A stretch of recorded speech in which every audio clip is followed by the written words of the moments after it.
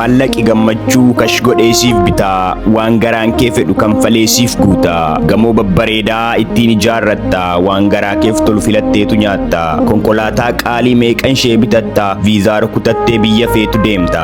Waan addunyaa irraa hundumaa qabaatta, nama feetu filtee kaadhimaa godhatta. Sodaan si baqata, namootaan marfamta, eegduu qacarattee kabajaan jiraatta.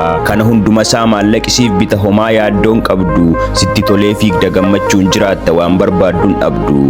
Garuu waan feetu hundumaa erga guduunfattee, warqeef diyaamandii hundumaa sorattee, gammachuu maallaqi siif bitee siif laatu hiwaara unturu buluun si baqatu. Osoo homaan dhabiin yaadni si faca'a, gammachuun kee yeroo si harkaa harca'a. Osoo hunda qabduu yaaddoodhaan muddamta, siif buutee osoo jiruu hawwiidhaan wargamta. Edalkan gammadaa sesseeqqataa rafta, harkaan abjuu keetiin ari'amaa bulta. Giphiin kee guutuudha, baankiin kee raafaa, nagaan kee hir'uudha, hafuurri kee moofaa. Gammachuu maallaqni siif bitu ni dhuma, nagaan lubbuu keetii dhiphuudhaan jeeqama. Kolfilkaan kee irraa garaatti sin bu'u, qalbiin nagaa buusee siif hin tasgabbaa'u. Nama walakkaatti qofummaa miiratta, ofitti gumgumta, gaaffiis of gaafatta.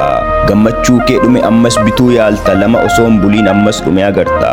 Maallaqni gammachuu siif bituu siif bita, garuu gammachuun isaa buleetu butata. Hiwaaru hin turu, akka fixeensaati ni deema si dhiisa, kun amala isaati. Kanaaf gammachuun ni dhugaa, gammachuun ni waaraa, kan maallaqni hin bitne yeroo hunda haaraa. Gammachuun jireenyaaf nagaa of keessaa qabu, lubbuu dheebuu baasee dolfinaa dhaabu.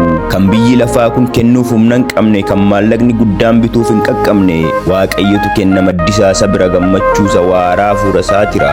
Dhabuuf argachuun ulaagaa akkan taane, gammachuu jireenyaa tola hundumaaf kenne. Kan isa amanu hariiroo jireenyaa isa waliin qabu, yoo toles yoo bades gammachuun jiraata tasa homaan dhabu. Maallaqa qabaattee yoo madda gammachuu waaqayyoon qabaanne, gammachuu maallaqni bitee siif hiixatu ni waara ni tura jettee akka hin yaanne.